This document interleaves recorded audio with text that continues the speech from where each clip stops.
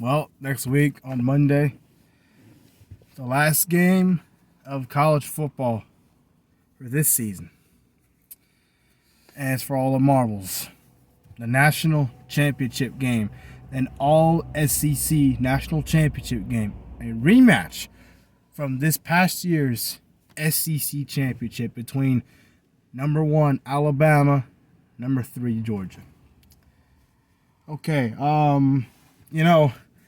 I predicted Georgia was going to manhandle them and do what they wanted to do in the SEC title game, and Bama would never make the playoffs.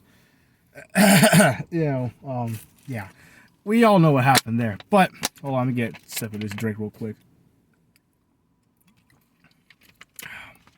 I love lemonade. But, it's for some reason, and this game really isn't about the athletes. It's not about the playmakers. It's not about what guys can do and what they cannot do. When you look at both teams, both rosters, they're both stacked with 4- and 5-star talent, mostly 5-star guys. All right? So, they're about a dead even matchup, talent-wise.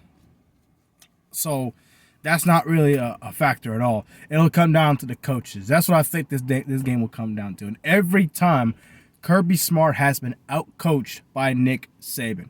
And, I really want to pick Georgia to win this game because I feel like besides the Alabama loss, everything else has been perfect. Nobody this past year has blown out Florida and Auburn and Michigan the way they did. Heck, Michigan hadn't lost bad all year except that one fluke loss to Michigan State. Let's be honest.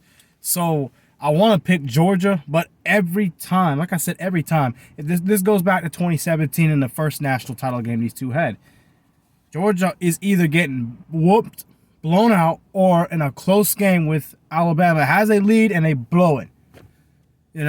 That year, up 13-0 at halftime, losing 26-23. Rematch. You're up 35-21 in the late third, early fourth quarter. Jalen Hurts comes in to save Alabama and wins it 35-28. No, 28-14. That's when it was before Tua got hurt or whatever it was. And then the last two games, it's been 41-24 Alabama because of missed opportunities such as turnovers.